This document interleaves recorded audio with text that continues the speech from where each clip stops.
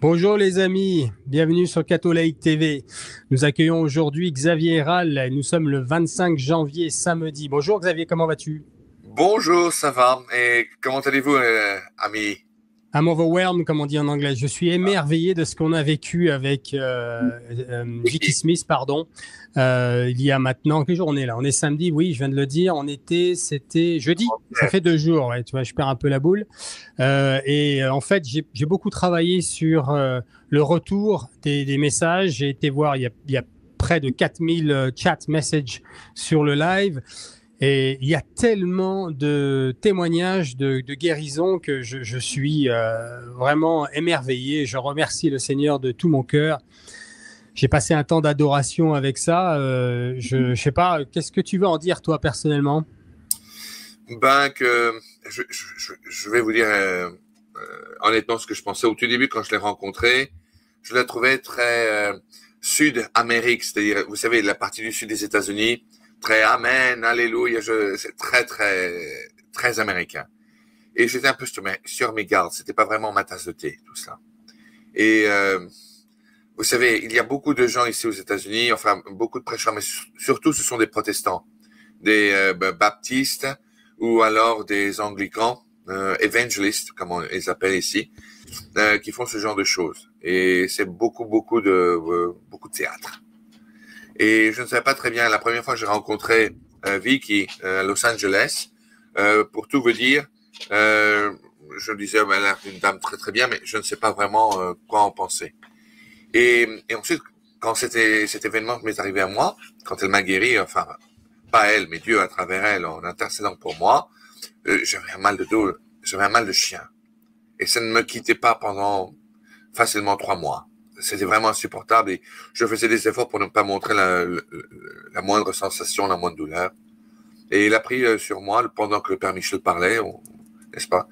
Et c'était instantané. J'ai senti comme une chaleur. Et elle l'a fait très gentiment. Alors, je ne sais pas si vos téléspectateurs ont observé, mais au fur et à mesure qu'elle prie sur vous, elle fait des rototos tout le temps, non? Et je me disais, mais qu'est-ce que c'est que cette histoire de rototo, non? Tout le temps en train de... Et ensuite, elle m'a expliqué qu'en fait, c'était ainsi que Dieu lui avait donné ce don, au point même qu'il en était profondément embarrassé. Alors, elle aurait dit à notre Seigneur, pardon, j'ai mon épouse une fois de plus qui est, thank you, à son Bonjour ami madame. qui fait français. Ok. Et au fur et à mesure qu'elle me guérissait, elle a demandé donc un jour à Jésus-Christ, mon Seigneur, pourriez-vous m'enlever cela? Ça m'embarrasse, ça me gêne énormément. Et les gens ne comprennent pas, non? Et notre Seigneur a dit non, cela affectera ton humilité.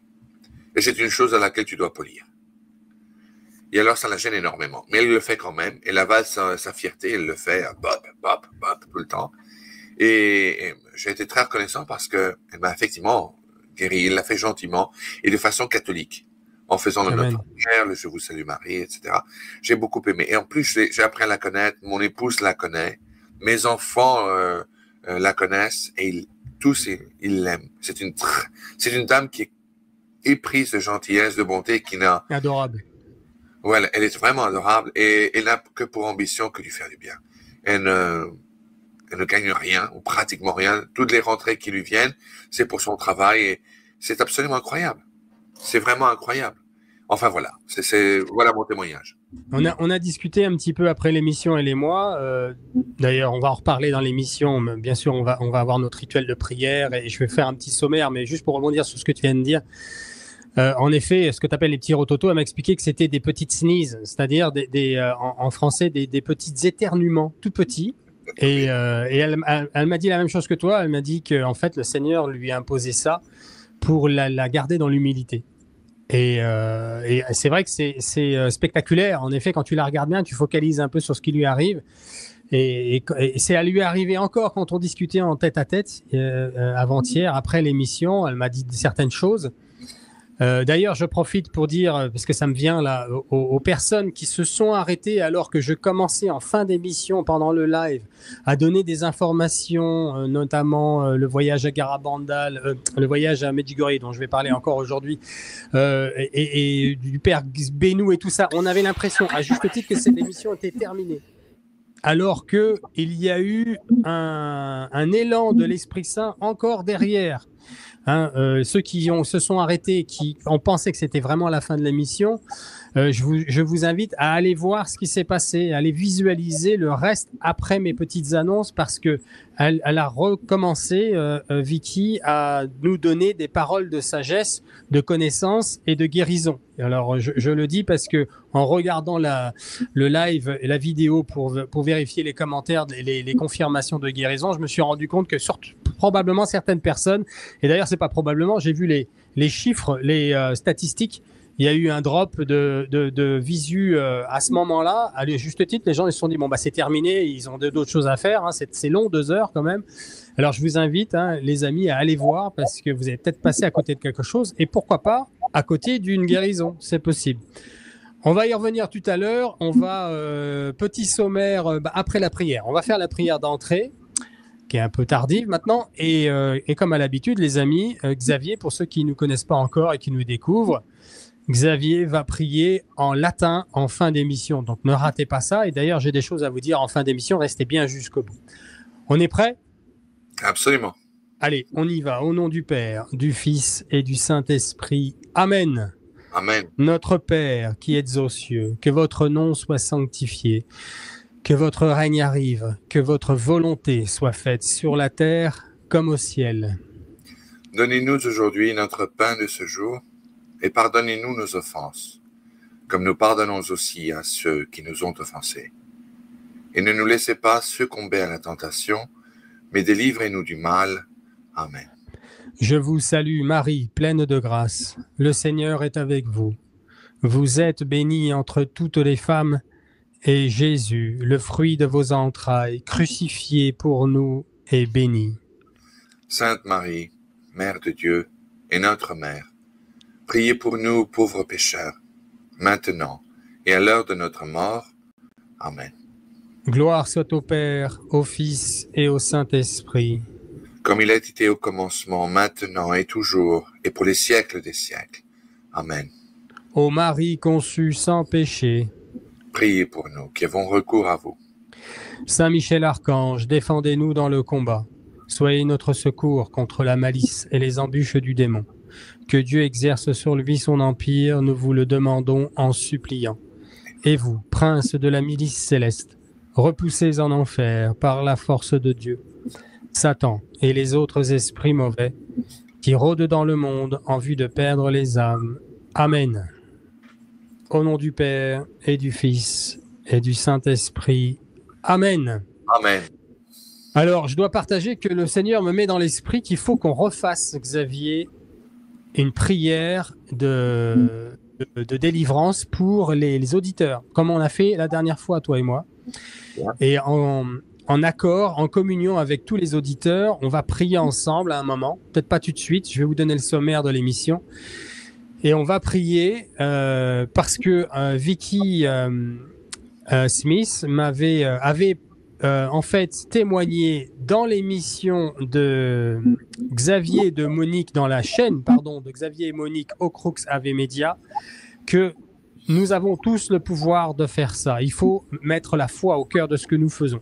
Donc, c'est Jésus qui guérit, c'est le Seigneur qui donne son esprit où il veut, quand il veut. Donc, nous allons...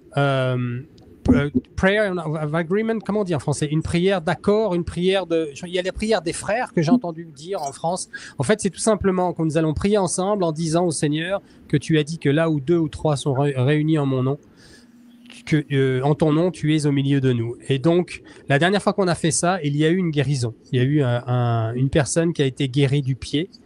Et pendant qu'on était en train de prier là en début d'émission, ça m'est revenu à l'esprit, donc on va le faire. On va le faire et j'ai l'impression que le Seigneur veut qu'on le fasse plus souvent, donc alléluia. Alors le sommaire, nous allons parler évidemment de la mise en place, l'installation, comme on dit, de Donald Trump au pouvoir aux États-Unis. Xavier va nous donner des informations intéressantes, notamment en ce qui concerne, bien sûr, les prophéties. Alors, pour ceux qui ne connaissent pas, nous parlons principalement des prophéties de Marie-Julie Jahenny, d'Aloïs Hollmeyer, de ce que nous apprenons à la Salette, les apparitions à Fatima, Garabandal, Akita, évidemment, pour les plus connus. Et aussi une politique, on va faire une petite parenthèse politique probablement sur ce que dit l'administration actuelle sur la France et sa relation avec le président français. On ne sera pas long, mais on va en dire un mot puisque ça fait pas mal de bruit aux États-Unis. Nous allons parler évidemment, nous allons parler d'actualité de Xavier avec le Père Michel. Père Michel et Xavier ont parlé il y a très peu de temps, ils vont parler encore demain. Donc ils vont nous apprendre certaines choses. Et il y aura 2-3 choses que je vais énumérer aussi au fur et à mesure dans l'émission.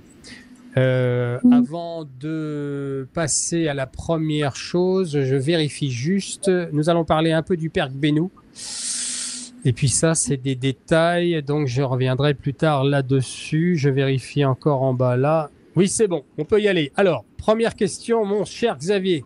On m'envoie tellement de messages me demandant où est le livre en français, s'il vous plaît. Bon, j'ai des grandes nouvelles.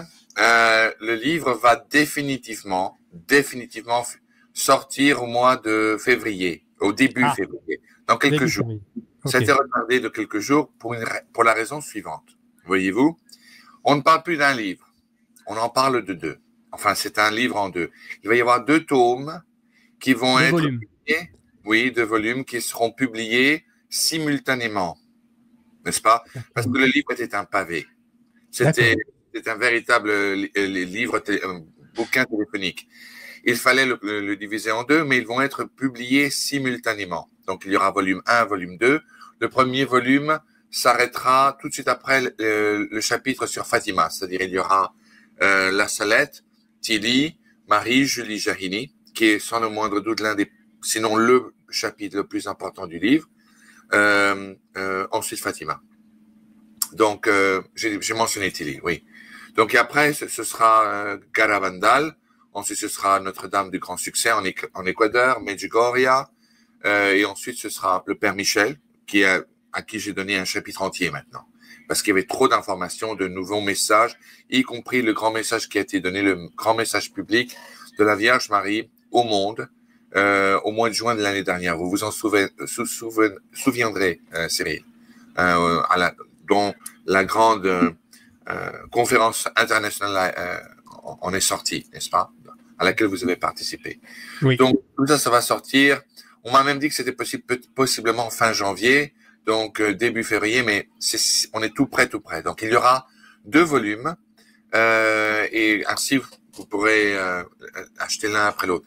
L'idée n'était pas la mienne, l'idée était celle de mes amis du Chrétien Magazine, simplement parce que c'était vraiment un bottin téléphonique. Ce n'était pas raisonnable de le publier.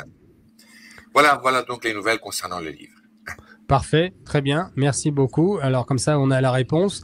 Ceux qui connaissent pas, donc vous avez le cover, la couverture de le livre qui existe déjà en langue espagnole, anglaise et peut-être d'autres alors. Non, il y a italien aussi, je sais pas.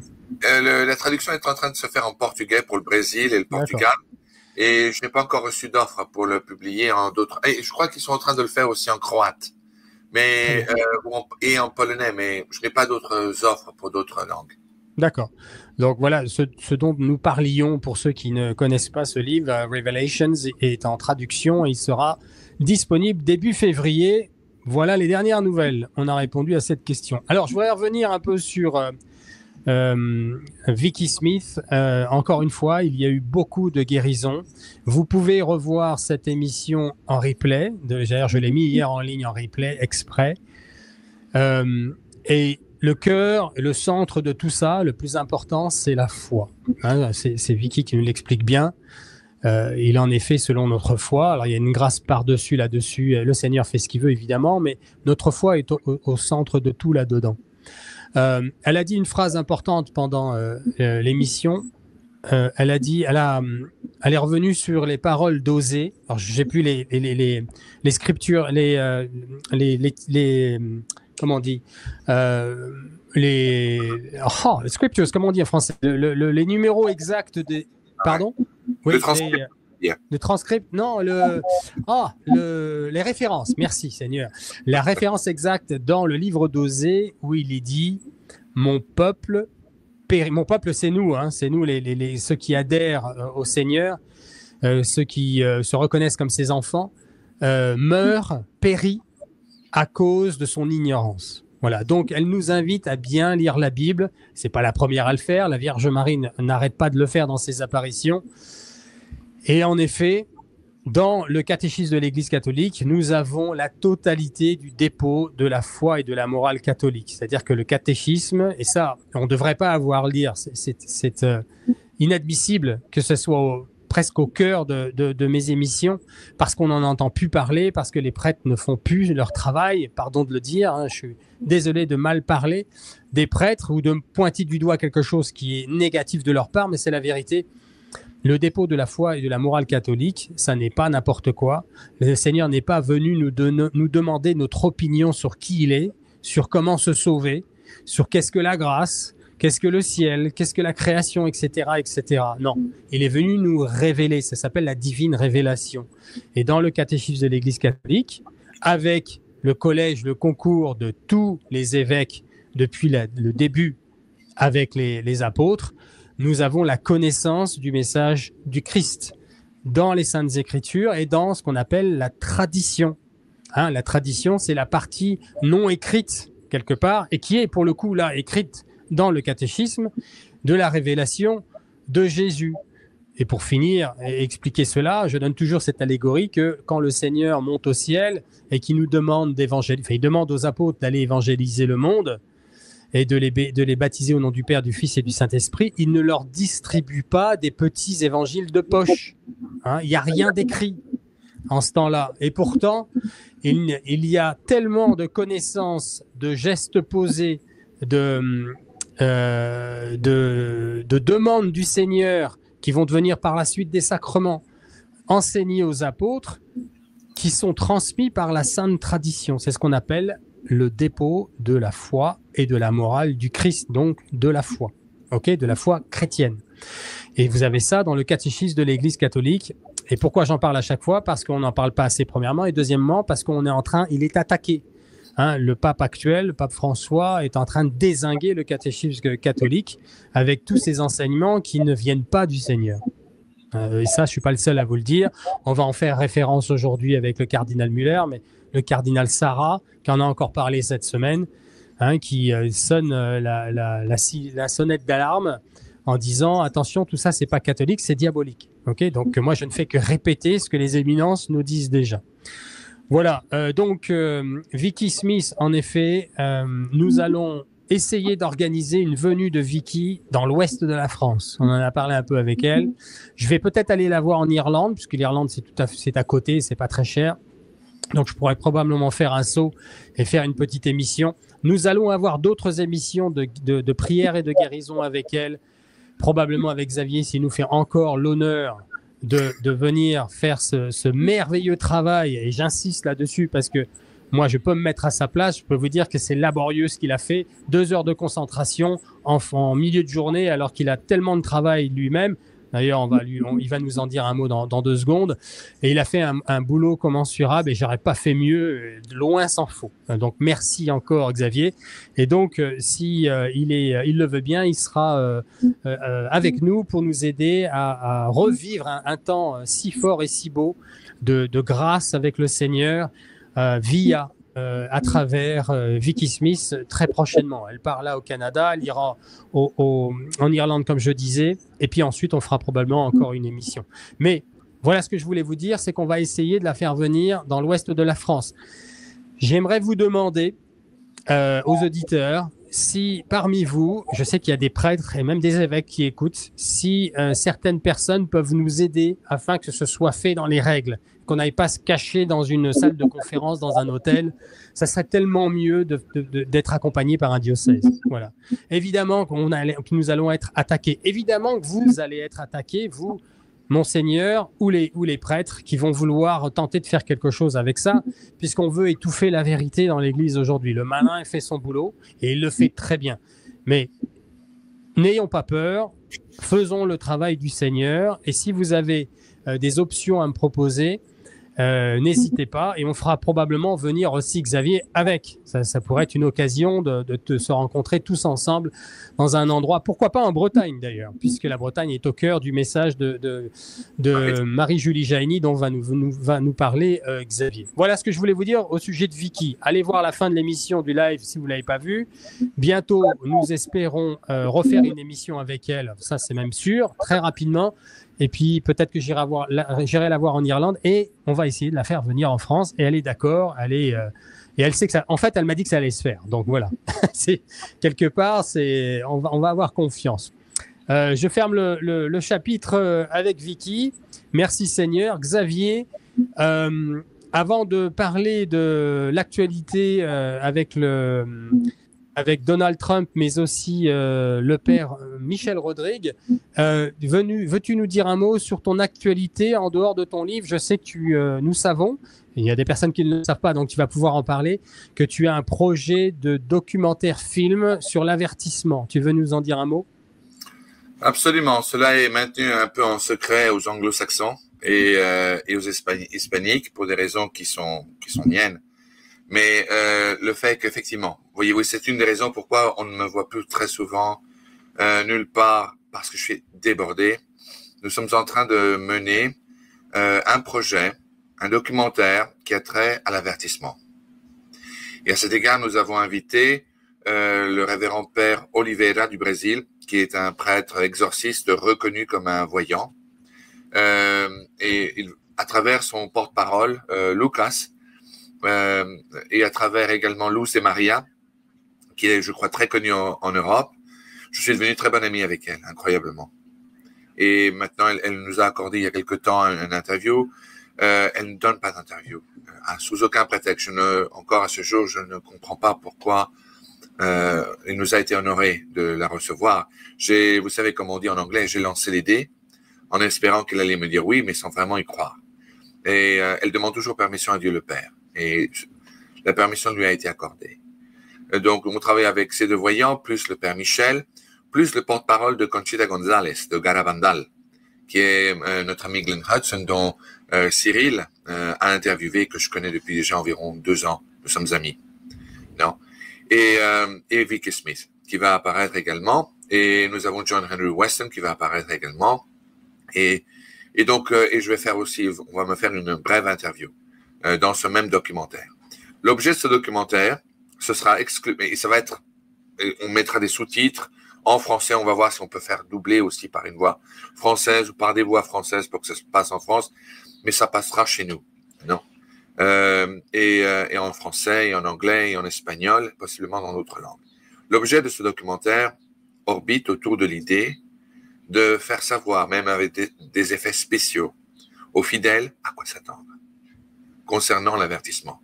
C'est-à-dire, vous verrez le mieux possible avec la direction et les descriptions faites par le Père Michel, et principalement par le Père Michel, et par Luz de Maria, ce qui va se passer. Et principalement, la pierre angulaire de ce document, mesdames et messieurs, mes amis, ça va être comment vous préparer, comment se préparer pour cet événement. Je vais vous dire ceci, et on enlève les gants blancs et on va parler sans la moindre attitude artificielle. Toute cette campagne audio-vidéo, podcast, télévision, et tout cela en d'autres temps, si on vivait dans des temps normaux, je n'aurais aucun intérêt. Peut-être 1 ou 2 fois, mais ce serait fini. Nous vivons véritablement des temps qui sont extraordinairement graves. Pour moi, tout ceci n'est pas du tout un moyen de développer une relation sociale. Cela m'indiffère profondément.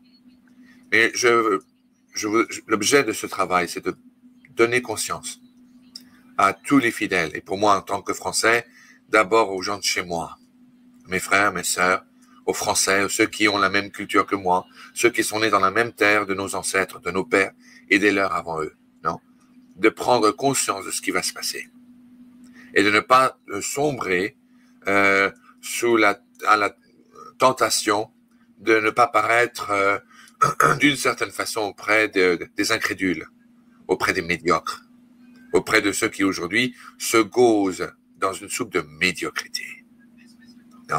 Aujourd'hui, nous sommes tous appelés, surtout les hommes et les femmes qui, par la providence divine, ont pu placer leur attention dans la chaîne de Cyril, qui est un homme extraordinaire. Et au fur et à mesure que le temps passe et que nous apprenons à nous connaître même mieux, je remercie Dieu pour avoir connu ce gentilhomme. Et je n'ai pas la parole facile. Plaisir partagé, mon cher ami. Merci. Mais si je ne le pensais pas, je ne le dirais pas. Donc, ce documentaire est véritablement une alarme.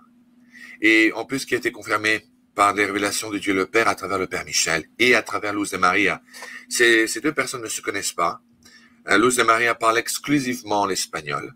Non, le Père Michel parle français, enfin français québécois, mais un vieux français, et un anglais, si on peut appeler ça anglais, c'est terrible, mais enfin il se fait quand même comprendre. Et il est le premier à se moquer de lui-même, non? Mais effectivement, donc les deux personnes sont arrivées avec le même message.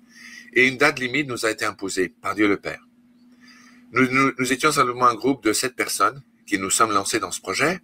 Et extraordinairement, il y a 10 jours de cela, enfin, véritablement par la providence divine, j'espère que je ne prends pas trop de temps d'antenne. Vas-y. Incroyablement, un Américain, a essayé de me joindre depuis plusieurs mois. Il n'y arrivait pas. Et il est finalement entré en contact avec moi en contactant les gens de Austin Macaulay, c'est-à-dire mon éditeur anglais. C'est un metteur en scène, un producer, comme on dit en anglais.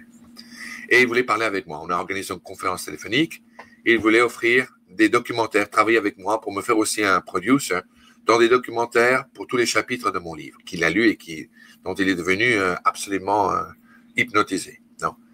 Et je lui ai dit, on en a parlé. Le problème que nous avons, c'est le manque de temps.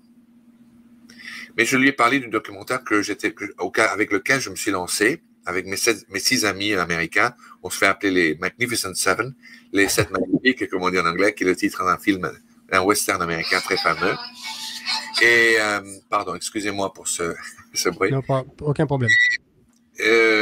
Donc, ce qui s'est passé, c'est que il est venu, il nous a offert sur un plateau d'argent toute la possibilité de faire un documentaire sur l'avertissement et dans les temps voulus. Ça a été véritablement miraculeux. Donc, nous nous dédions à cela. Nous avons jusqu'à la fête de Saint-Joseph. Et oui, certains d'entre vous connaissent cette date, 19 mars.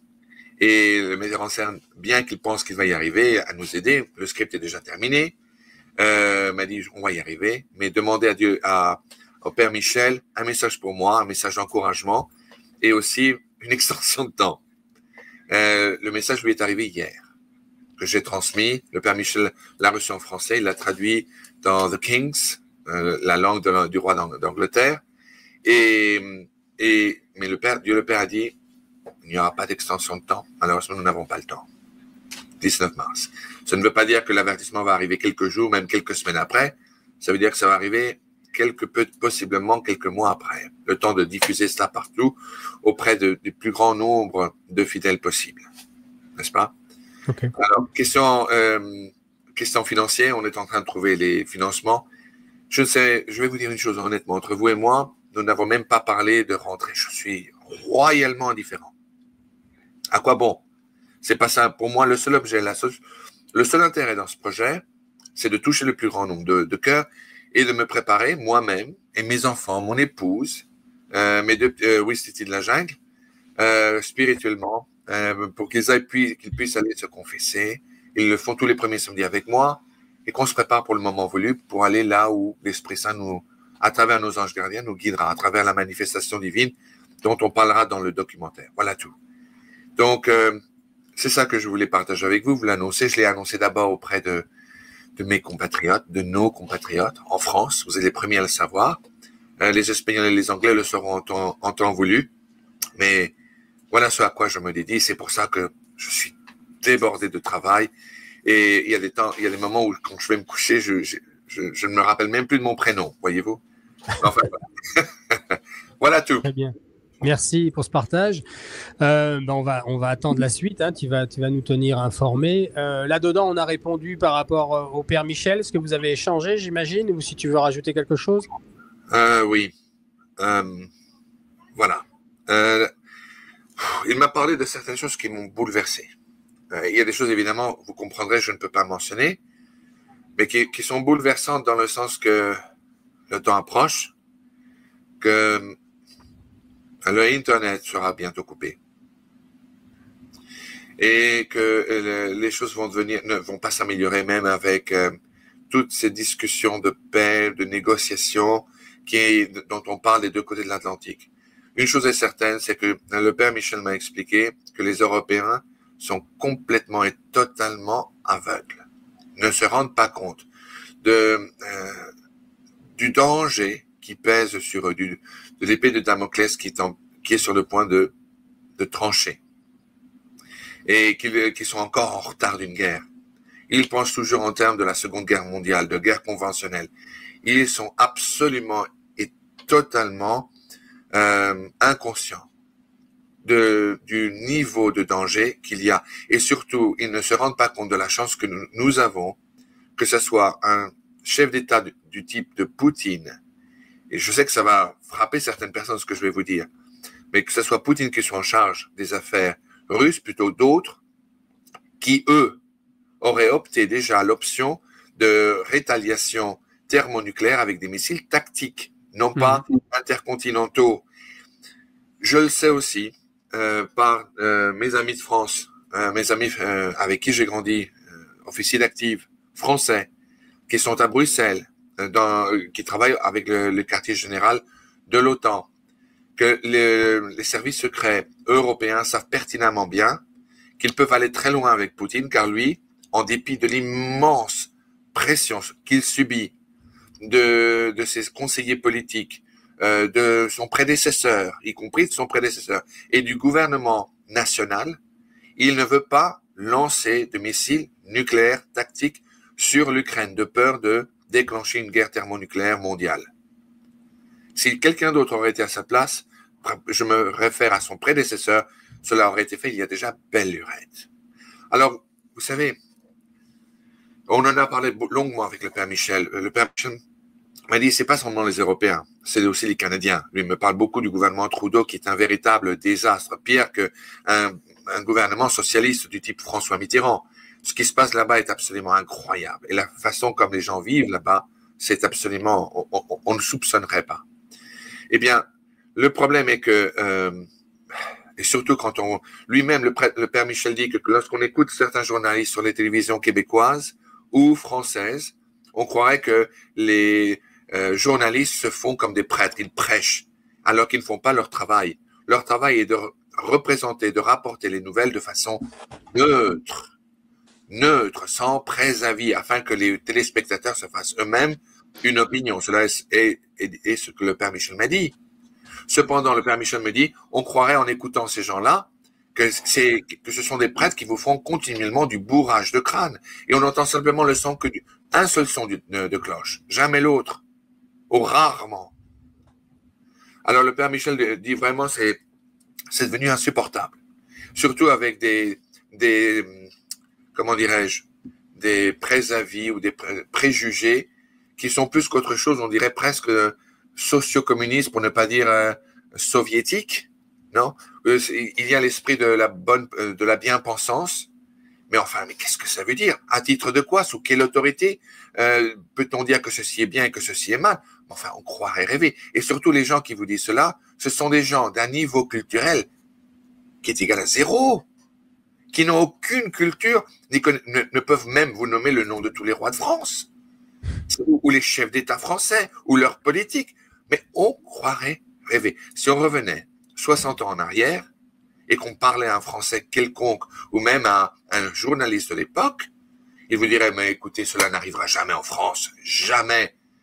La science-fiction, je regrette de vous le dire, et le père Michel aussi me l'a dit, est devenue notre réalité quotidienne.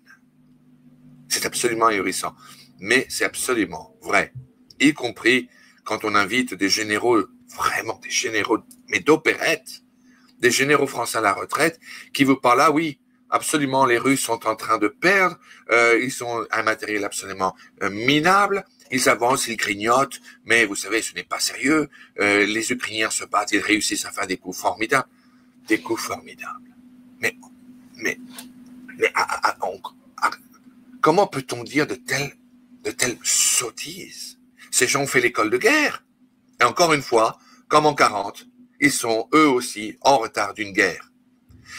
Ce qu'il manque de vous dire, c'est que cette guerre en Ukraine aujourd'hui n'est guère une guerre entre la Russie et l'Ukraine, mais cela ne l'a pas été depuis très longtemps.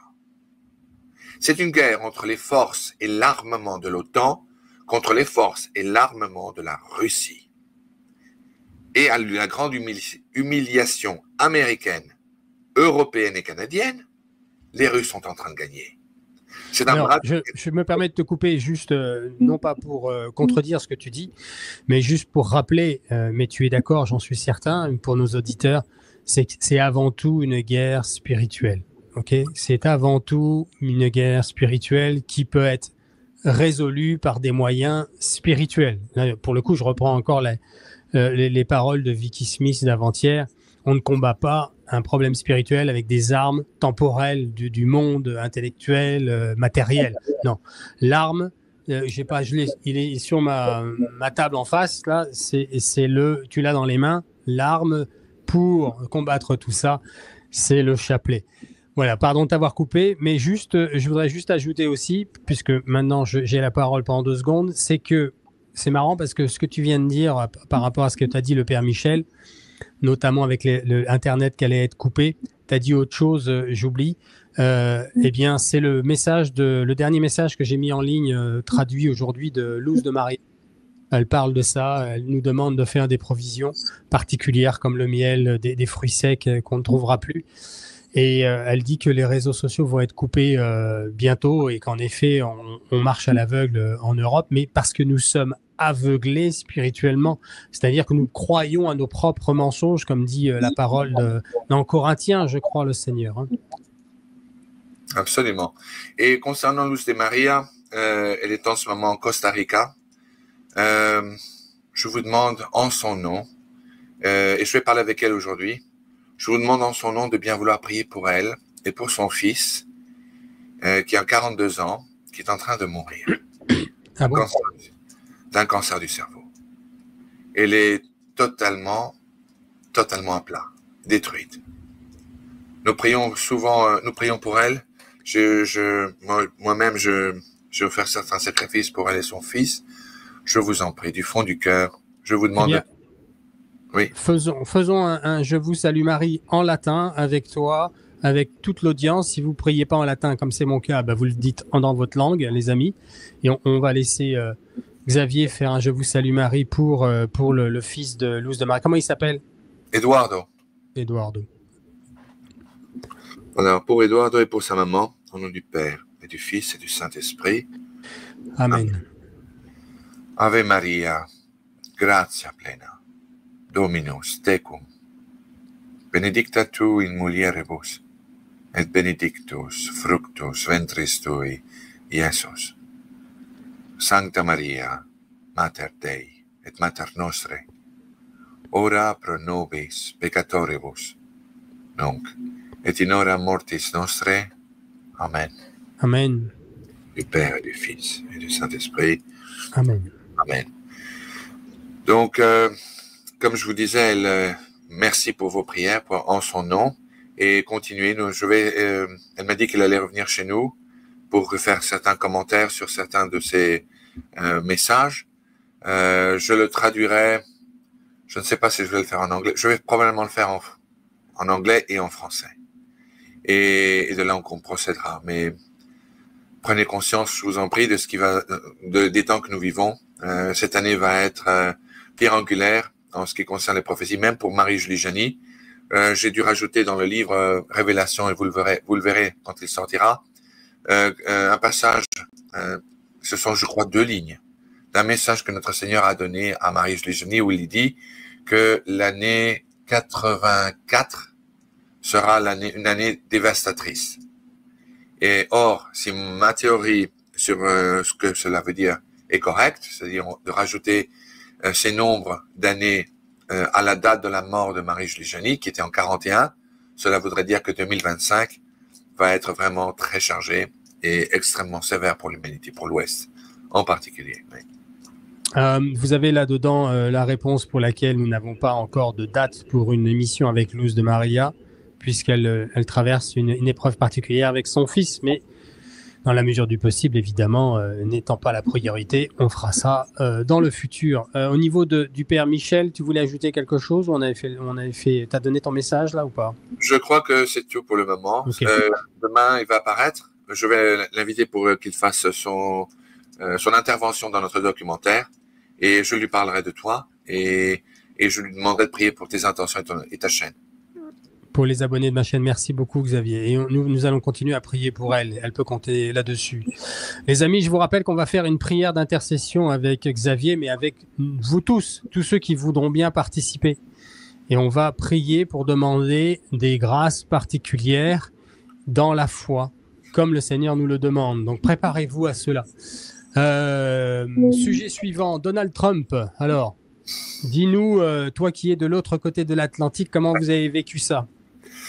Eh bien, Donald Trump a fait un ordre exécutif, je crois que ça a été fait hier, dans lequel il dit qu'il n'y aura plus de fonds qui seront accordés pour l'avortement aux États-Unis.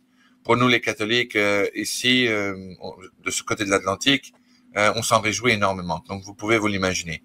Donald Trump, par contre, est en train est le sujet de nombreuses autres controverses, entre autres concernant le Groenland, le Canada et le canal de Panama.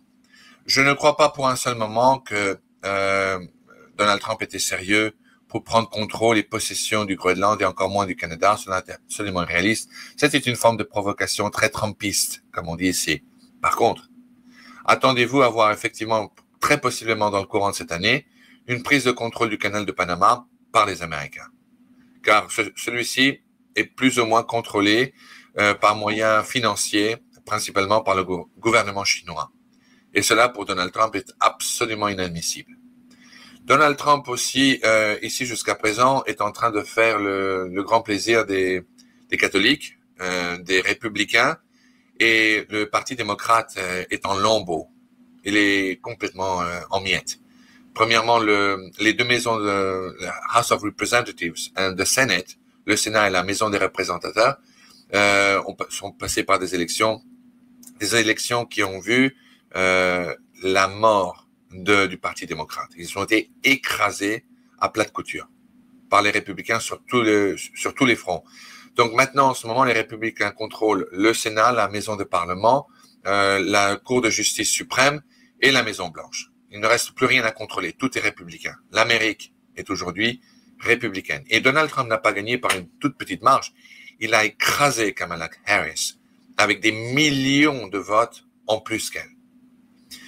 Kamala Harris n'a jamais vraiment été vue comme comment dirais-je, un concurrent sérieux. Elle n'arrêtait pas de faire des fous rires idiots. Ses arguments n'avaient ni queue ni tête.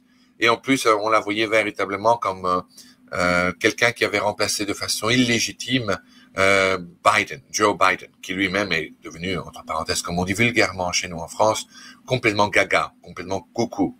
Il lui faut une carte pour retrouver les toilettes de la Maison Blanche. Le type ne sait même pas qui il est, quelle heure il est, ni où il est. Il était temps, non? Donc maintenant, Donald Trump est en train de mettre de l'ordre. Concernant la Russie, il n'arrête pas la livraison d'armes qui ont déjà initialement été promises, mais il a refusé de faire un renouvellement d'accord ou un renouvellement de déboursement de nouveaux fonds auprès du gouvernement de Kiev. Il en a assez. De l'Ukraine. De l'Ukraine, je vous prie de m'excuser. Il en a par-dessus la tête. Ils pensent véritablement que les Européens, surtout les gens de l'Ukraine, ont abusé des États-Unis, que c'est l'argent du contribuable américain qui est donné à pêle-mêle à Kiev. Et concernant les Européens, ce qui va se passer avec le Groenland, il y aura de nouvelles bases américaines qui seront autorisées, possiblement au Groenland, mais cela restera territoire danois, territoire européen. Cela ne changera jamais. Non. Simplement un coup à la Trump. Vous savez, avec un coup de bâton parce que les Européens, il a fait une interview ici tout récemment, l'exaspère profondément. Il pense que ce sont des opportunistes. Il a parlé d'un déficit de 300 milliards de dollars où les Européens vendent tous leurs produits aux États-Unis, mais il a expliqué il y a encore, je crois que c'était avant-hier, sur NBC et ABC News, qu'effectivement les Américains n'achètent rien qui soit américain, plus de voitures, plus de produits en quantité mineure, et que les Européens, tu veux dire, oui, t'as dit les Américains aux Américains, mais on a compris, les Européens voilà. Vis-à-vis des Américains. Okay.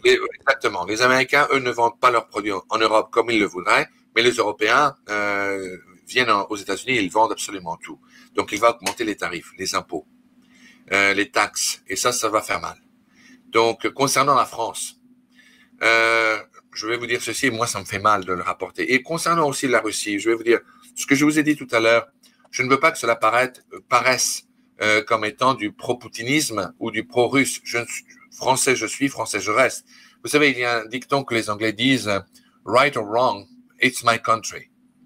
Ce qui veut dire quelle est raison, quel est tort, ceci est ma patrie. C'est ainsi que je pense. La France d'abord. Non, français je suis, français je reste.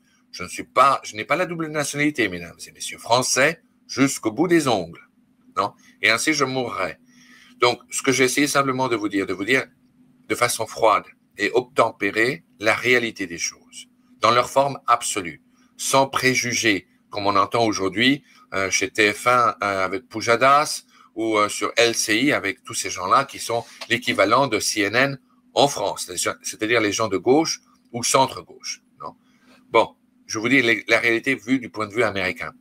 Et concernant la France, comme je venais de vous dire, les Américains étaient en train dans de nombreuses émissions ici, surtout.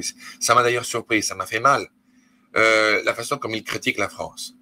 Ils voient les Français comme faisant le petit coq, essayant de récupérer une gloire passée qui remontait du temps du général de Gaulle, chez un petit bonhomme qu'ils considèrent ainsi, marié à ce qu'ils pensent à un homme déguisé en femme. Je sais que c'est des absurdités, mais les Américains en ce moment ont exprimé publiquement à niveau national un immense mépris pour le gouvernement français. Ils n'ont pas du tout l'intention d'inclure dans les futures négociations avec la Russie le gouvernement d'Emmanuel Macron, qu'ils considèrent comme un petit pantin. Je regrette de le dire, c'est ainsi. Je vous donne témoignage de ce côté de l'Atlantique. Par contre, si vous allez dans LCI et si vous entendez leur supposé expert américain qui reçoit un salaire quotidien de la chaîne pour dire ce qu'ils veulent entendre, n'est-ce pas? Vous entendrez qu'ils diraient « Ah ben oui, le gouvernement français est en discussion avec le gouvernement américain. » Pardon, c'est très vulgaire ce que je veux dire, mais foutaise. C'est faux. Les Américains n'ont que du mépris pour les Français, aussi un peu moins de mépris pour les Allemands, envers qui ils ont une certaine estime. Les Anglais seront toujours considérés comme des caniches pour les Américains, et ce nouveau Premier ministre britannique n'est pas bien vu. Il a été profondément critiqué par Donald Trump il y a encore quelques jours. C'est quantité négligeable. Vous savez, je me rappelle, j'ai lu toutes les mémoires du général de Gaulle dès lors que j'avais accompli mon 18e anniversaire par mes parents. Et de Gaulle disait dans ses mémoires, vous savez, l'Europe, c'est la France et l'Allemagne. Le reste, c'est les légumes, disait-il. Eh ben, d'une certaine façon, c'est ainsi un peu comme on voit quelle est la vue des Américains. Les Américains disent quand la France éternue, le reste de l'Europe attrape un rhume. Non, c'est effectivement ceci. La France pèse simplement et principalement par son poids nucléaire. Point à la ligne. Les Allemands pèsent, eux, principalement pour leur poids économique. L'Italie is a follower, comme on dit en anglais. C'est une nation qui suit. Le reste de l'Europe, même chose. Donc, les Américains ne vont pas inclure d'aucune façon, directe ou indirecte, les Européens. Peut-être y aura-t-il des représentants qui viendront lors des pourparlers, mais ce sera pour le théâtre. Et cela est vraiment lamentable. Je vous dis, ça me fait mal à moi. Parce que, en dépit de ce monsieur Macron, qui aujourd'hui est aux manettes, qui aurait dû, s'il avait la moindre once de sens de l'honneur, de démissionner après la défaite cuisante politique qu'il a eue lors des élections européennes et ensuite avec la tombée du Premier ministre Barnier, n'est-ce pas? En dépit de tout cela, je suis profondément amoureux de mon pays, de ma nation, de ma patrie, de ma culture. Oui, monsieur Macron, il y a ce qui s'appelle la culture française et de notre histoire, de ceux qui sont morts, qui ont versé leur sang pour notre pays. C'est ne pas oublier l'inoubliable. Donc voilà, cela fait un peu écho des lignes générales de la vue des Américains en ce moment sur la France, de qui plutôt Donald Trump aussi, mais en partie la culpabilité pour cette guerre en Ukraine. Il a lui-même terminé son discours en expliquant que si lui aurait été président à l'époque, en 2022, cette guerre en Ukraine n'aurait jamais eu lieu. Je le crois. Je le crois. Je crois que les Américains auraient influencé les Ukrainiens à retirer leur division sur la frontière du Donbass, qui continue à bombarder parce que l'immense majorité des populations du Donbass étaient russophones et très attachées à leur culture russe.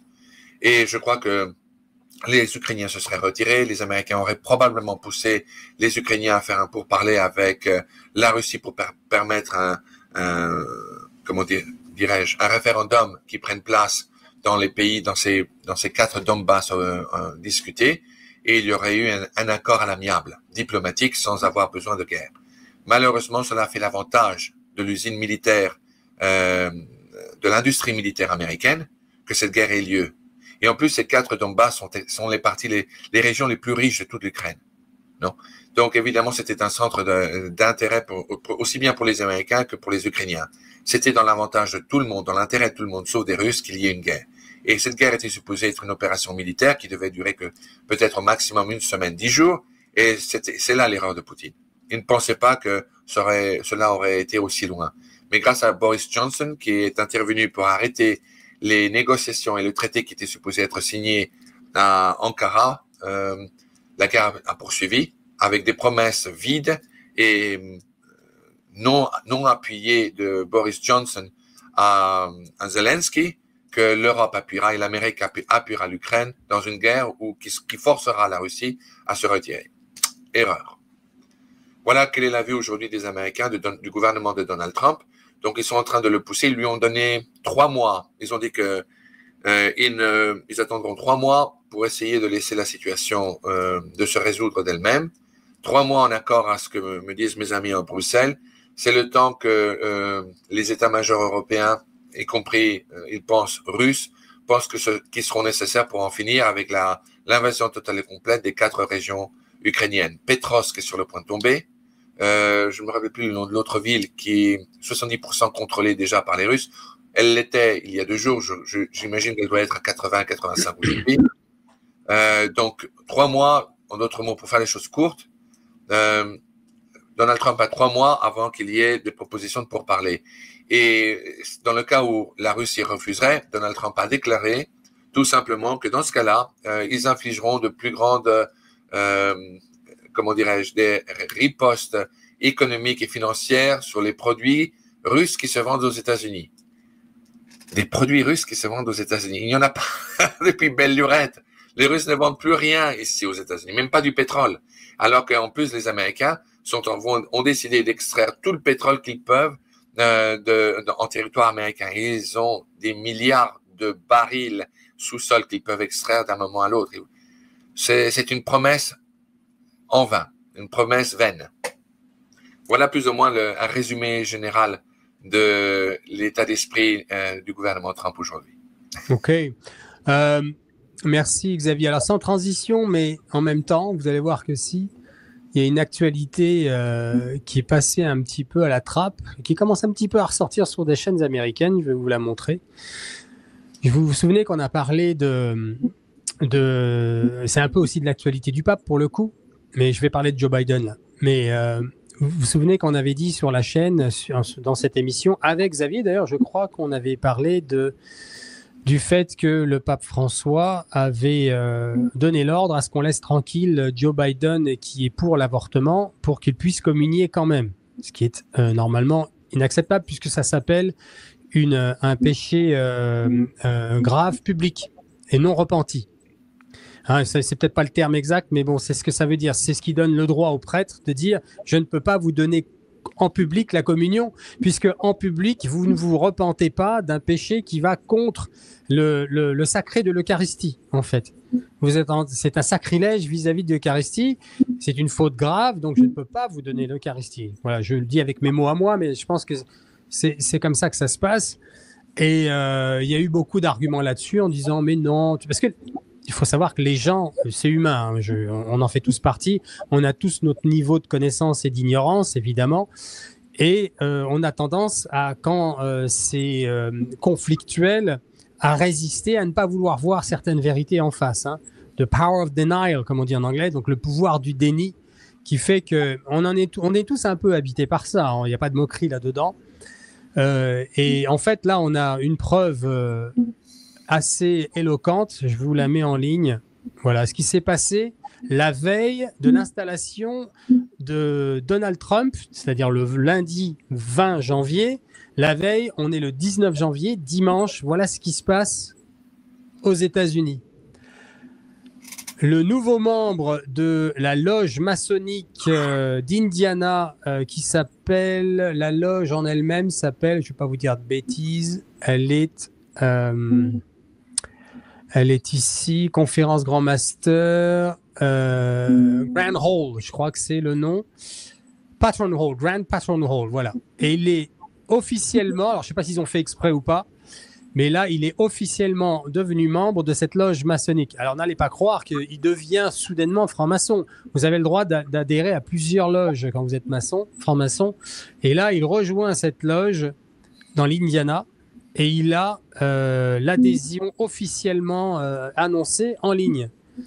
Attendu que le président Joe Biden a fait preuve d'un dévouement, non, c'est en dessous, que son service, par conséquent, il est résolu que moi, 27e très vénérable grand maître Victor C. Major, au nom des membres de la très vénérable grande loge Prince Hall des francs-maçons libres et accepté de l'État de Caroline du Sud, voilà, c'était là, confère par la présente l'adhésion au président Joseph R. Biden, Junior, en reconnaissance de son service exceptionnel aux États-Unis d'Amérique. Voilà. Donc, il devient membre de cette loge maçonnique de manière officielle. Ce qui est interdit d'être franc-maçon et catholique à la fois, les amis. Absolument. Donc, il l'a toujours été, et ça, c'est... il s'excommunie, en fait, tout seul en ligne, mais il aurait déjà dû l'être par le fait qu'il est pro-avortement. Donc ça, c'est un détail. Tu veux rebondir là-dessus, Xavier? Oui, absolument. C'est honteux, non? Mais surtout pour un catholique. J'allais simplement dire ceci. Il y a quelques jours, et vous savez, toutes les personnes qui se dédient à travailler pour l'œuvre de Dieu, surtout pour retransmettre son message à travers ses messagers, sont toujours eux-mêmes attaqués. Je n'en ai pas été exempté. Figurez-vous, Cyril, qu'il y a quelques jours, et ça provient de l'Angleterre, évidemment, mais il semblerait que j'ai été accusé d'être moi-même un franc-maçon. Les commentaires de ces Anglais étaient que it seems too perfect, il semble trop parfait. Comme catholique, nous soupçonnons qu'il doit être un franc-maçon. Pour moi, la franc-maçonnerie, c'est la pègre, c'est le cancer, c'est la lèpre du monde. En plus, jamais... Pourquoi? Pourquoi? Tout simplement parce que c'est tout à fait contradictoire au dépôt de la foi, au dogme de la foi, et que rien de moins... Tu peux nous donner un exemple pourquoi c'est contradictoire? Écoutez, premièrement, à partir du 33e degré, rien de moins, toute sorte de loge maçonnique devient une secte luciférienne. Qu'est-ce qu'il y a de plus contradictoire que cela? De plus, je vous fais remarquer que depuis que la franc-maçonnerie existe, depuis 1717, cette dernière a été excommuniée par l'Église catholique rien de moins que 25 fois et rien de moins que 3 fois par sa sainteté Jean-Paul II. Alors, me traiter à moi de franc-maçon, c'est le comble. À moi, à qui mes parents m'ont fait donner ma parole d'honneur à l'âge de 18 ans que jamais, au grand jamais, je n'accepterai d'adhérer à la moindre loge maçonnique. C'est une honte. Sachez aussi ceci, et je termine avec un mot là-dessus, c'est très important. Dans les messages de Marie-Julie Jahini, Saint Michel Archange parle ouvertement des loges franc-maçonnes comme étant l'ennemi de Dieu, sur lesquels les dévots du roi écraseront de leurs pieds. Eh bien, je vais vous dire une chose. Comme vous le savez, je suis aussi aux États-Unis un chevalier de colon. C'est le seul ordre de chevalerie américain, n'est-ce pas? J'en ai eu plusieurs qui sont venus, plusieurs catholiques, incroyablement, qui se disaient catholiques, qui sont venus pour joindre notre conseil.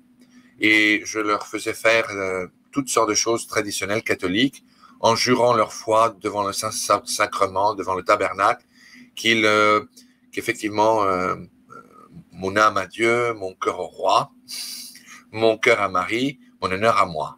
Et il y a eu quelques-uns qui admettaient être francs-maçons. Je leur ai dit, la seule façon que je vous accepte, premièrement, c'est que vous vous agenouillez devant le tabernacle et vous abjurez toutes sortes de sermons que vous avez d'ores et déjà prêtés à quelconque loge maçonnique et vous alliez vous confesser et que vous renonciez à tout cela devant Dieu.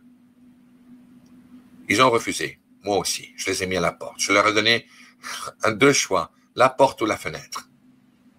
Malheureusement, ils ont choisi la porte. Enfin, sur ce, donc, faites attention. Je sais qu'il y a des gens qui, parfois de bonne foi, rentrent dans des loges maçonniques. Le père René Laurentin, avec qui je travaillais, me disait, vous savez, Xavier, la franc-maçonnerie en France est très dangereuse. C'est une véritable mafia. Et il est très facile d'y rentrer. On vous promet toutes sortes de choses et on accomplit avec les promesses.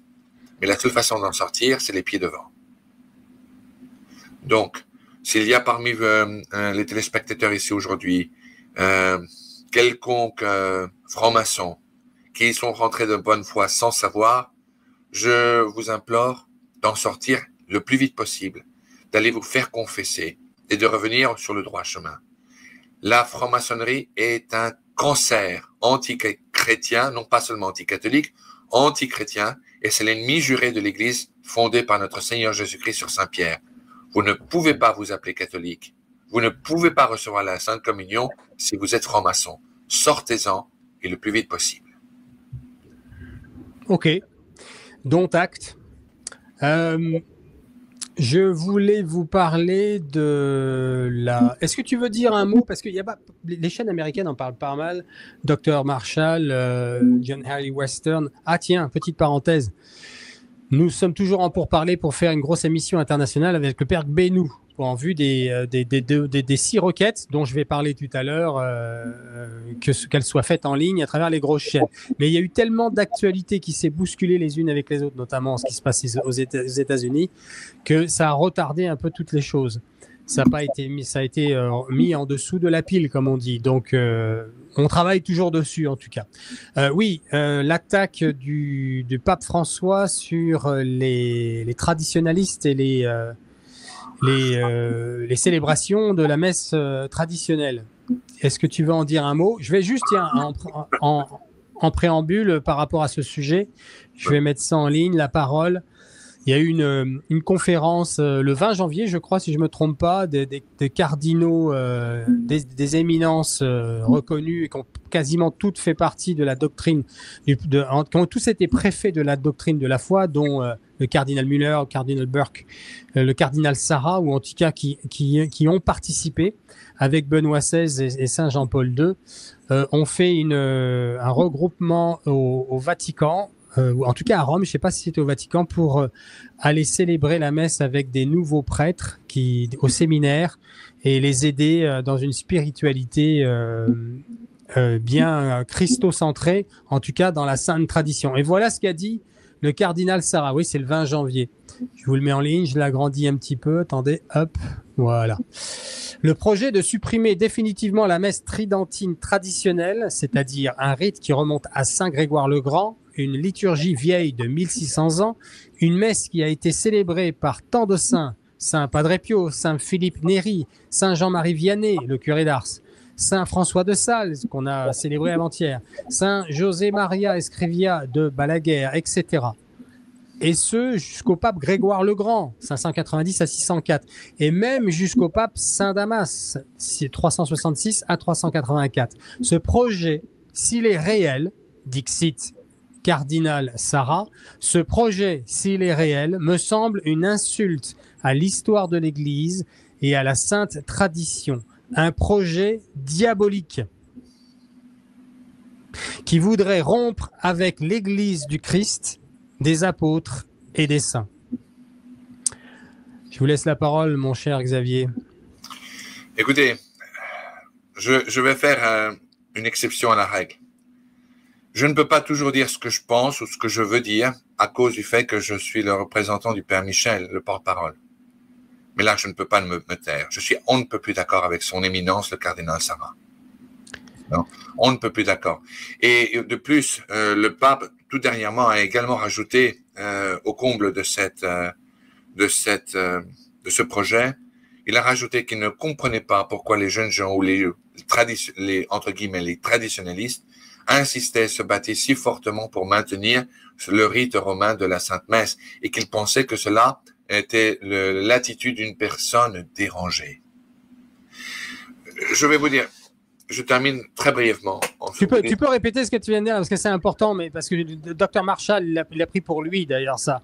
S'il te plaît, répète ce que tu viens de dire parce que c'est très très important.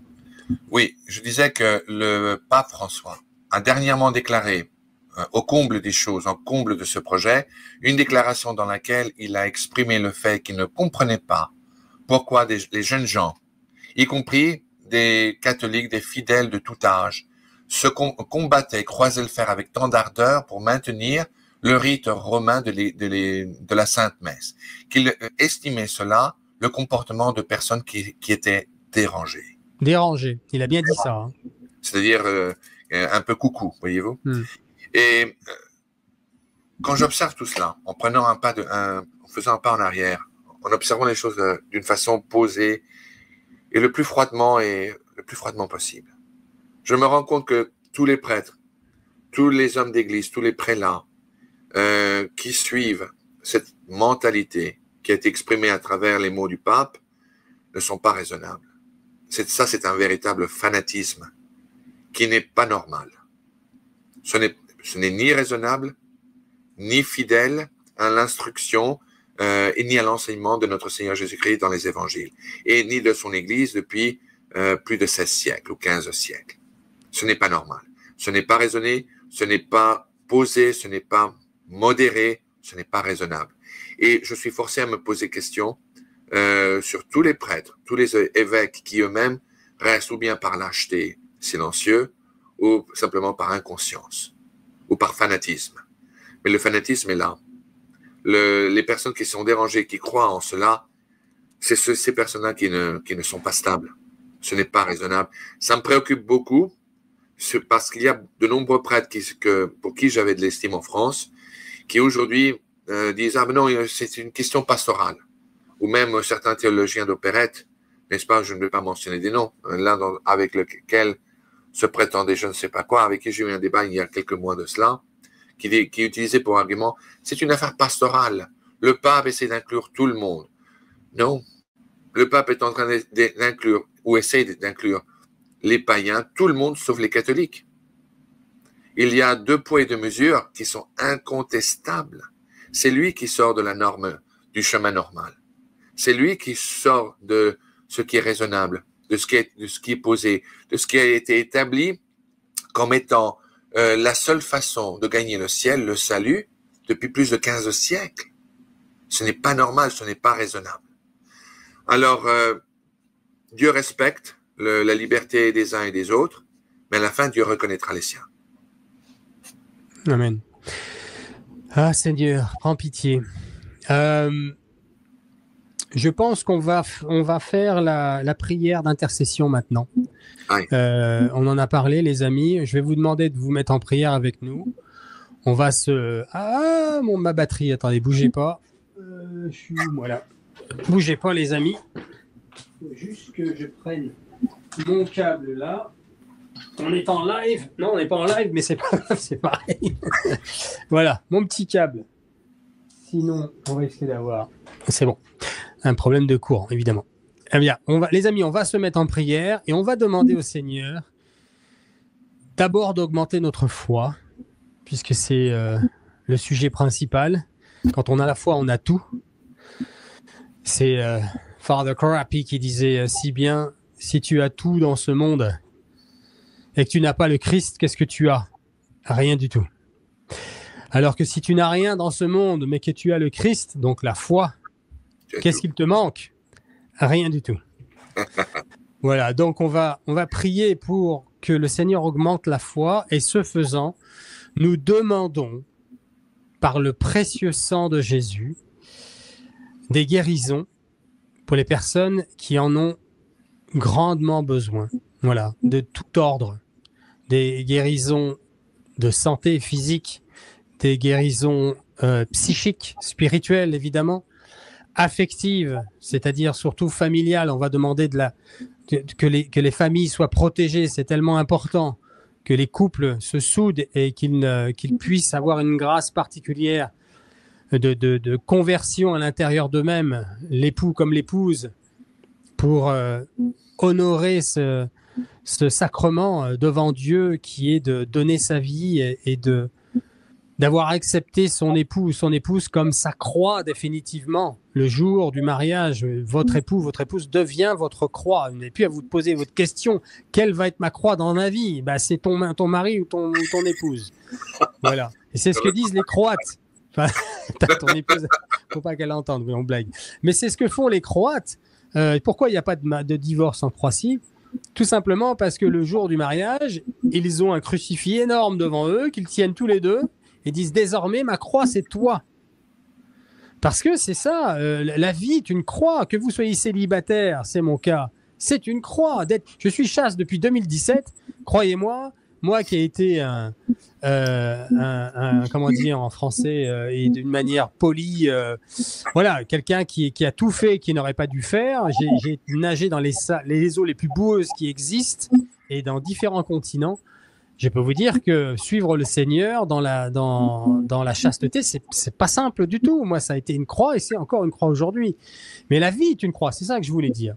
La vie est une croix. Donc, on va prier pour les couples en particulier parce que les couples sont la micro-société qui font que ça donne les enfants. Et la vie, elle est là. La vie, une vie réussie, elle commence dans une famille saine, une famille qui s'aime, un papa qui aime sa maman, une maman qui respecte son mari, et les deux qui s'occupent bien des enfants et qui les élèvent convenablement à la lumière et à la foi catholique, dans la vérité, dans l'amour. Parce que la foi catholique, c'est l'amour, les amis. Okay, donc on va prier pour ça, et puis on demande que le Seigneur donne les grâces qu'il veut bien donner. Ok, on y va? Allez, au nom du Père, du Fils et du Saint-Esprit. Amen. Seigneur Jésus, je vais commencer, et puis Xavier, je te laisserai ensuite prendre la parole et prier ce que tu veux.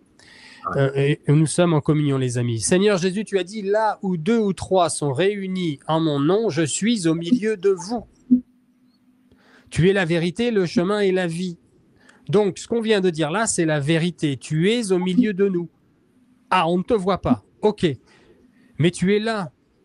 Tu n'es pas menteur, toi. Tu n'es pas comme nous, l'humanité blessée dans le péché originel. Tu es la vérité. Donc, tu es là au milieu de nous. Augmente notre foi en cela, en cette vérité, que tu es là au moment où nous sommes en train de prier en toi, avec toi et par toi. Merci Seigneur de nous avoir donné la vie.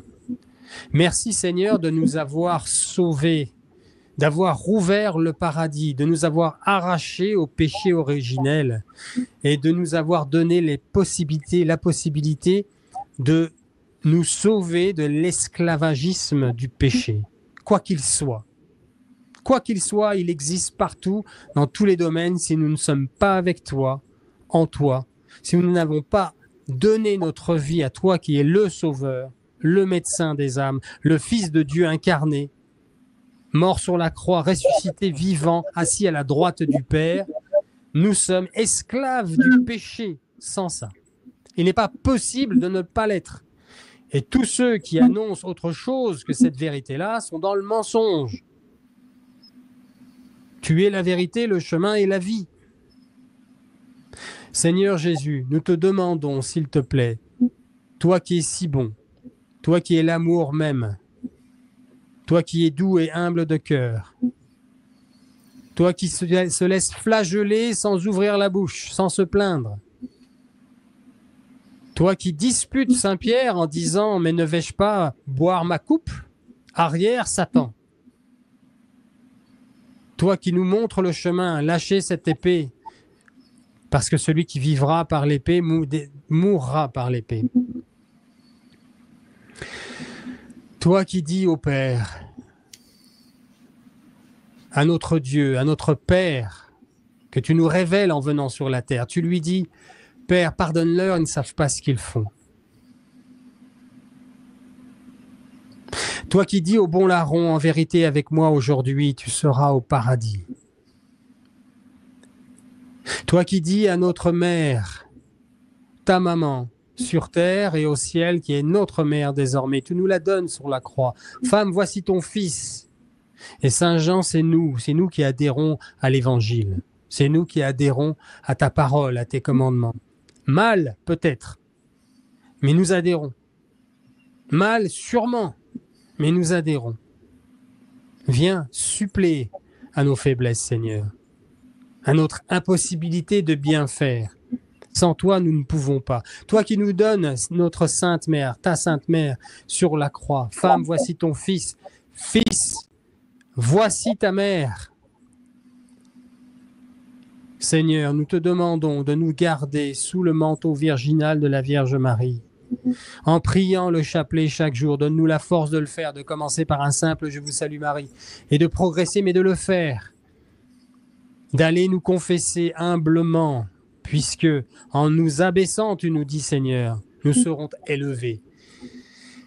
N'est-ce pas là le moyen de s'abaisser que d'aller confesser, avouer notre laideur, nos manquements, nos erreurs, nos fautes, à toi-même, Seigneur, dans ton ministère, qui est ce prêtre, puisque c'est toi qui institues l'Église, les prêtres, c'est-à-dire l'ordre, qui institue le sacrement. Et nous avouons notre péché, notre laideur.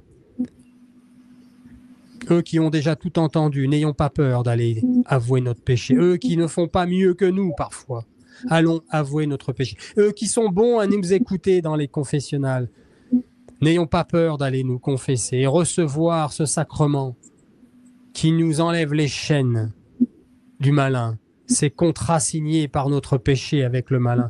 Et nous sommes libres, libres par ton précieux sang qui s'écoule sur nous dans le confessionnal. Seigneur, par ces grâces, nous te demandons de guérir ton peuple. Il y a là en ce moment des personnes qui pleurent. Elles pleurent parce que c'est le don de la grâce, le don des pleurs, des larmes, des dons des larmes que tu leur donnes. Merci Seigneur. Guéris ton peuple. Toi seul sais qui a besoin. Et ce dont nous avons besoin. Ô Marie conçue sans péché, priez pour nous qui avons recours. Xavier? Oui. J'ajoute à vos prières, je prie pour, de façon très particulière, non seulement pour toutes les personnes qui sont malades, qui sont toutes seules, qui nous écoutent, qui nous regardent en ce moment ou en différé. Et je prie également de façon particulière pour le fils de Luz de Maria, Eduardo, pour qu'un miracle lui soit également accordé. Et enfin, je prie et je termine en demandant à tout le monde de bien vouloir prier pour l'évêque de Amos, l'évêque du Père Michel, à la demande du Père Michel.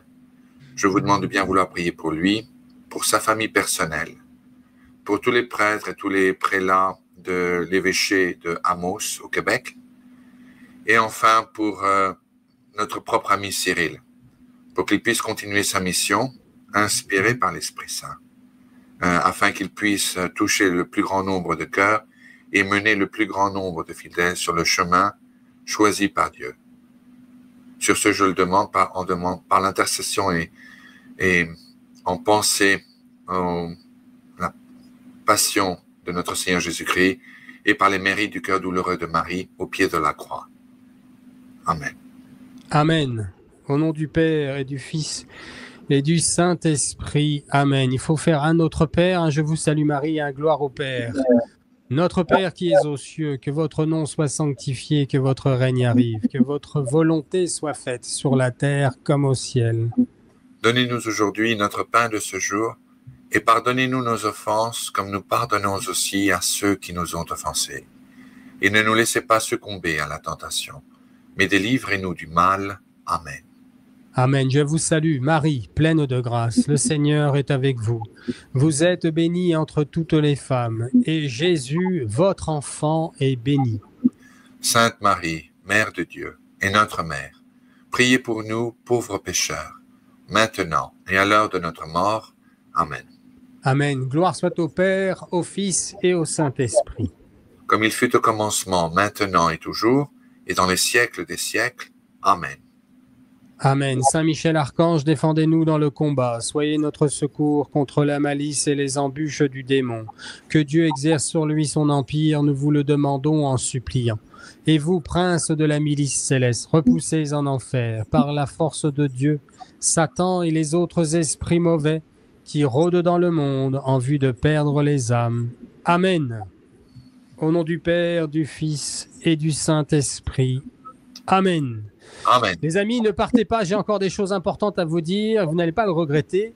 Je vais mettre quelque chose à l'écran, Xavier, que je vais vous demander, si vous voulez bien, de nous traduire et de nous expliquer une fois de plus. C'est la 3e fois que je vous demande de le faire, mais je sens qu'il faut le faire aujourd'hui, au vu de ce qui arrive, de ce que vous nous avez annoncé tout à l'heure, de ce qu'a dit le père Michel Rodrigue, de ce que nous transmet Luz Maria et les choses que nous avons évoquées avec Vicky aussi, même si ce n'était pas le sujet principal avec elle. Qu'est-ce que nous avons à l'écran, cher ami? Eh bien, oui, c'est la grande nouvelle.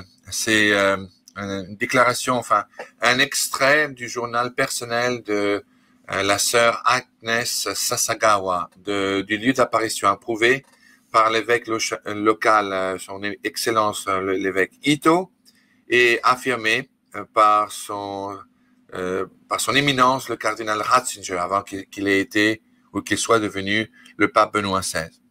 Le conseiller ou le directeur spirituel de Agnès Sasagawa a écrit la phrase suivante: comme le premier Judas, le dernier pape vendra Jésus à ses ennemis. Par conséquent, le temps du pape antichrist viendra tout prochainement. Il est donc nécessaire que nous défendions notre foi. Et en ce moment, les armes qui nous ont été remises sont le rosaire et le signe laissé par son Fils saint. Donc, cela a été écrit par le révérend père Teiji Yasuda, qui était le directeur spirituel de sœur Agnès Sasagawa du lieu d'apparition approuvé par l'Église catholique en 1983. Voilà. Approuvé par l'Église, les amis, vous avez entendu, c'est approuvé par l'Église, les apparitions à Akita. Ça, c'est un message qui ressort par l'évêque et le cardinal, qui corrobore absolument avec ce qu'elle dit notre Sainte Mère révélée à Mélanie Calva, si je ne me trompe pas, à la Salette. Okay. Oui. Encore un message qui a été repoussé. La Vierge Marie a fait des efforts énormes. Elle est apparue au départ à la Salette, ensuite à Fatima, ensuite à Garabandal, ensuite à Akita et maintenant à Medjugorje. Elle essaye vraiment de racheter un maximum d'âmes puisque le péché abonde et qu'on va vers la destruction de la terre. Mais bon, je ferme la parenthèse. Que nous avons lu là avec Xavier, donc, c'est un message qui corrobore avec la vérité révélée des messages de la Vierge Marie. Donc, il n'y a aucune raison d'en douter, les amis. OK ? Nous avons affaire... Alors, je ne suis pas en train de dire, en montrant ce message, que le pape François est le pape en question, ni antichrist ou prophète... qu'est-ce qui est dit d'autre, pardon ? C'est que ce sera un Judas, que c'est le Judas. C'est peut-être lui, j'en sais rien. Je ne suis pas en train de dire que je le sais, parce que je ne le sais pas. Moi, je reconnais un arbre à ses fruits. Je vais vous dire une chose. J'ai bien étudié le passé de ce pape, et notamment à la lecture de messages et de témoignages de sa sœur, qui le connaît bien. et qui fait les éloges de son frère, ce qui est très intéressant. Mais quand vous étudiez bien tout ce qui est dit, tout ce passé, vous vous rendez compte qu'elle fait les éloges de son frère comme quelqu'un de charitable et de tourné vers la justice sociale. Ok ? Ça paraît très bien tout ça. Sauf que le Seigneur n'est pas venu pour la justice sociale. Il est venu pour le salut des âmes et pour nous révéler qui est Dieu et quelle est sa volonté. Là-dedans, il y a un petit morceau du camembert qui est de la justice sociale. Mais ce n'est pas tout le camembert, les amis. Je vais vous dire ma pensée. Le pape François, pour qui je prie tous les jours, puisque je suis soumis à l'ordre de l'Église, pour moi, il a raté sa vocation. Il aurait dû être comment on appelle ça vous savez, dans l'association Emmaüs là qu'on a en France, on a le frère ou le moine, comment il s'appelait lui déjà? Il y a pas mal de polémiques sur lui. C'est l'association Emmaüs. Pierre? Non. Oui, l'abbé Pierre, voilà. Pierre. L'abbé Pierre, lui aussi était rentré dans les ordres, mais il a fait de la justice sociale.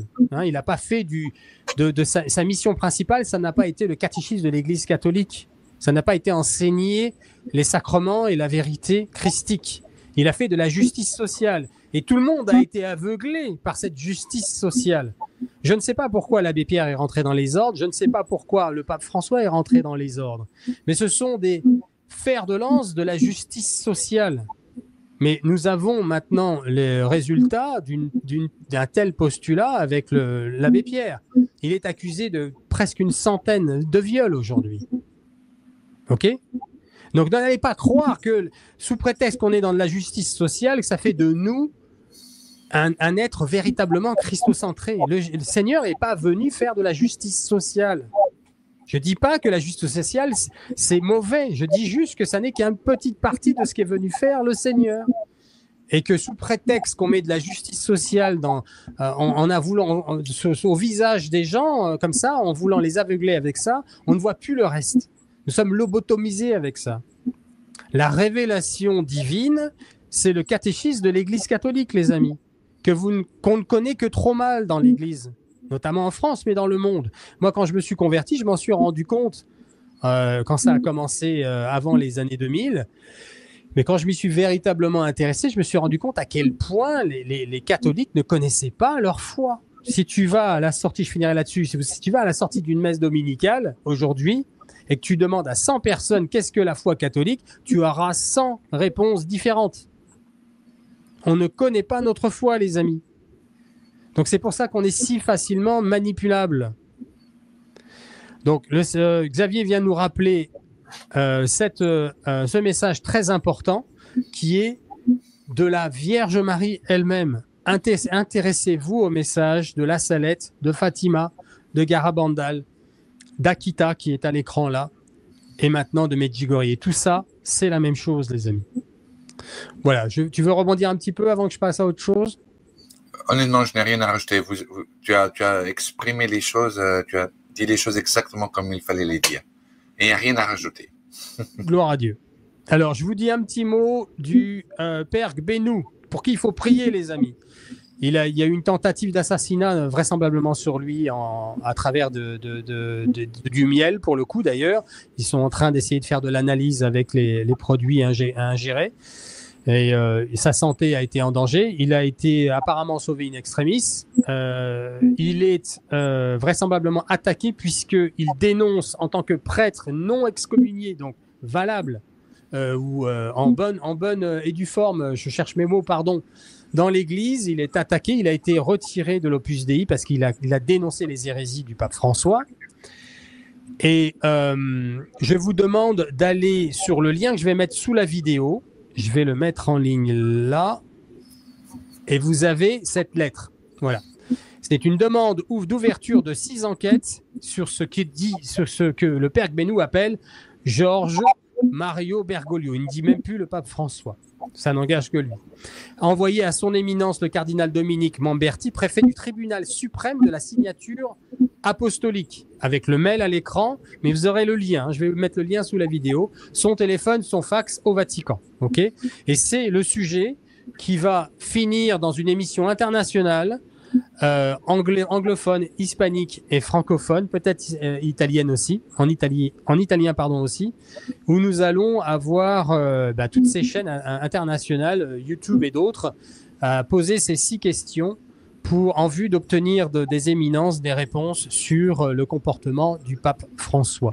Faites circuler les amis, parce que il n'y a pas plus facile pour le malin d'avancer que les bons et la vérité qui se tait et qui ne fait pas son travail. Voilà.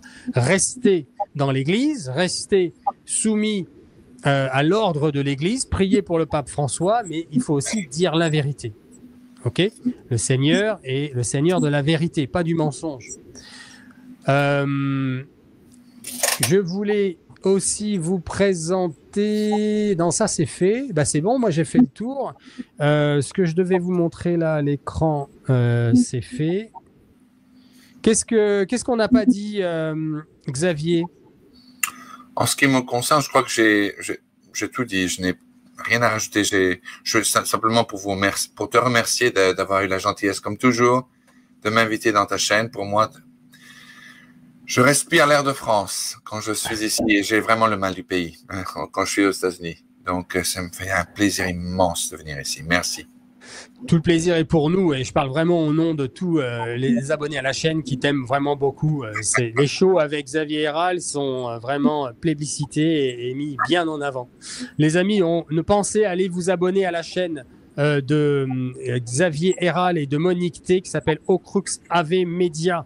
Et puis aidez Monique à progresser avec sa chaîne. Likez, ça veut dire aimer avec le petit pouce leurs vidéos, s'il vous plaît. Partagez leurs vidéos et laissez des commentaires sous leurs vidéos. Tout ça, ça aide la chaîne. Pareil avec nous, évidemment. J'en profite. Abonnez-vous à la chaîne pour ceux qui ne le sont pas. J'ai vu encore les statistiques. Il y a beaucoup de personnes qui visitent et qui visualisent les vidéos sur ma chaîne et qui ne sont pas encore abonnés, qui n'ont pas tout simplement cliqué sur la cloche. Je ne parle pas d'être membre, entre guillemets, payant, c'est-à-dire des personnes qui font un don. Je parle juste, et c'est gratuit, d'être abonné à la chaîne. Vous cliquez sur la cloche et puis comme ça, vous êtes informé. Vous êtes informé, on vous envoie un signalement dès qu'une nouvelle vidéo se met en ligne. Et moi, ça aide la chaîne, ça permet de développer mon apostolat et d'envoyer le plus possible ces vidéos aux personnes qui surfent sur le web. Elles sont beaucoup plus référencées s'il y a plus d'abonnés. Je crois qu'on atteint les 50 000 ce week-end d'ailleurs. C'est un chiffre rond et on remercie tous les abonnés sans qui tout cela ne serait pas possible. Pensez à laisser aussi un petit commentaire aussi et à partager évidemment tout ça sur les réseaux sociaux et des fois on n'y pense pas.